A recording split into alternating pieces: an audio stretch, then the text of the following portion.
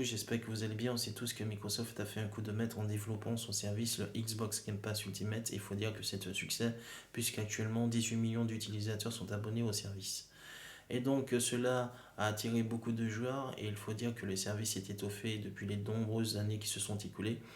Notamment en 2017 quand il est sorti, c'était pas trop ça, le service n'était pas étoffé. Il n'y avait pas beaucoup de jeux, il y avait que des jeux rétro-compatibles et quelques jeux appartenant à Microsoft. Et au fil des années, les jeux exclusifs à la plateforme de Microsoft sortaient directement en Day One sur le service du Game Pass. Et au fur et à mesure, il y a eu plusieurs acteurs majeurs qui sont entrés au sein du Xbox Game Pass, notamment Electronic Arts, qui a mis presque tout son catalogue au sein de la plateforme de Microsoft.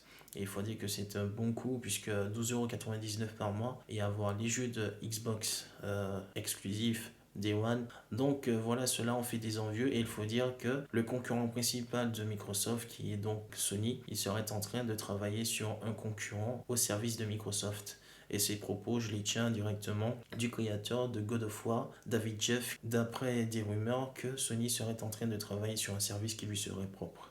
Mais d'après lui, il n'est pas totalement sûr de la viabilité du service puisque d'après les brevets de Sony qui sont sortis il y a quelques semaines de cela, que le fait d'émuler les jeux PlayStation 1, PlayStation 2 ou PlayStation 3, ce serait pas quelque chose d'agréable, c'est pas ce qui ferait fonctionner le futur service de Sony. Donc il se dit que c'est pas en rajoutant des films, en émulant des jeux PlayStation 1, PlayStation 2 ou PlayStation 3, en mettant des trophées, en mettant des films, mais voilà, c'est pas quelque chose de viable. Quand on compare en fait ce qui s'est passé avec Microsoft, ils ont certes pris du temps, demandent un certain nombre de ressources financières pour pouvoir payer les développeurs, payer les éditeurs afin qu'ils puissent mettre les jeux sur la plateforme. Et ça a pris un certain nombre de temps pour que le service puisse être viable. Je ne sais même pas si actuellement le Xbox Game Pass apporte un certain nombre de bénéfices à Microsoft, puisque c'est quand même donné d'avoir de payer 12,99€ par mois, d'avoir le Xcloud, d'avoir le service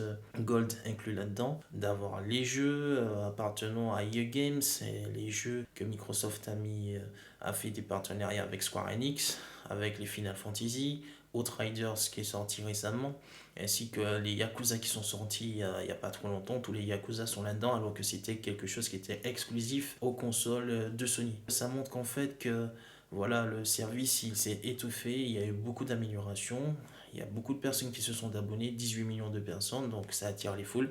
Et donc il fallait bien que Sony puisse aussi entrer dans la cour des grands et se dire que, au fait, qu'il faudrait que l'on puisse faire un service assez semblable. Mais cela, ça demande beaucoup de ressources, mais on ne sait pas comment Sony s'y prendra, puisque Sony, c'est plus un acteur qui voit les blockbusters comme des succès. Il ne voudrait pas aussi que des jeux qui ont été développés à plusieurs millions d'euros ou de dollars qu'ils puissent les mettre dans un service à 30 ou 12€. Pour eux, c'est pas viable. Donc, je pense qu'ils sont en train de réfléchir à comment ils pourraient faire en sorte de mettre un service, un abonnement, mettre les jeux, The Last of Us, God of War ou encore d'autres jeux exclusifs à la plateforme de PlayStation dans un service, sachant très bien qu'ils préfèrent vendre les jeux à 80€ ou 70€ pour essayer de rentabiliser la somme qu'ils ont payée pour développer les jeux. Quoi qu'il en soit, j'attends de pied ferme comment Sony répondra à Microsoft avec son service. Surtout que les jeux ils les vendent 80€. Alors comment ils vont faire en sorte de récupérer la somme qu'ils ont dépensée pour le développement du jeu et en tirer aussi du bénéfice avec un service qu'ils mettront en œuvre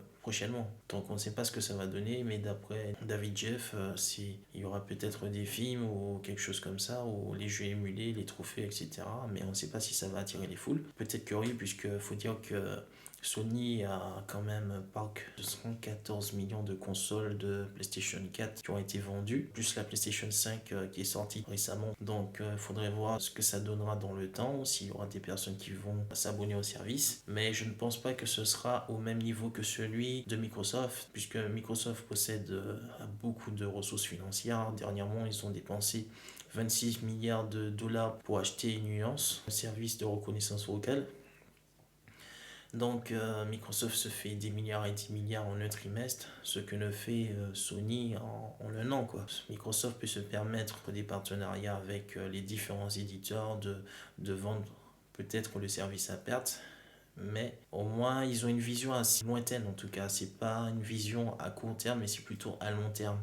et qu'il y aura un certain nombre de bénéfices à un certain moment donné. Et pour cela, il faudra être patient. Du côté de chez Sony, je ne sais pas comment ça va se présenter. Il faudra qu'on attende et de voir ce qu'ils auront en tête et ce qu'ils vont nous présenter, si ce sera alléchant, quels partenariats qu'ils vont effectuer, quels jeux qu'ils vont mettre en place, est-ce que ce sera les jeux exclusifs et à quel prix l'abonnement coûtera. En plus de leur abonnement de jeu, qu'ils mettront en place aussi leur service de 4K, la vraie 4K qui pourrait concurrencer Netflix, puisque il y a quelques semaines de cela, ils ont arrêté de vendre et de louer les services de films au sein de la PlayStation 4. Il n'y a plus la possibilité de louer les films ou d'acheter des films, je crois. Je suis pas trop sûr, mais bon, il faudrait que je me renseigne à ce niveau-là.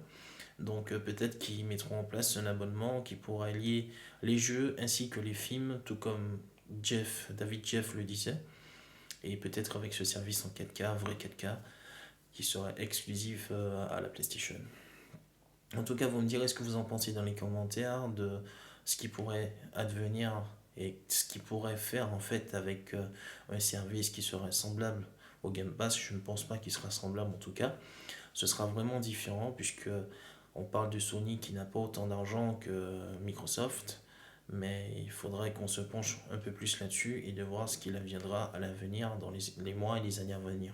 Donc peut-être dans les prochains mois, Sony communiquera à ce niveau-là, mais il faudra qu'on reste attentif. Vous me direz ce que vous en pensez dans les commentaires et ciao les amis!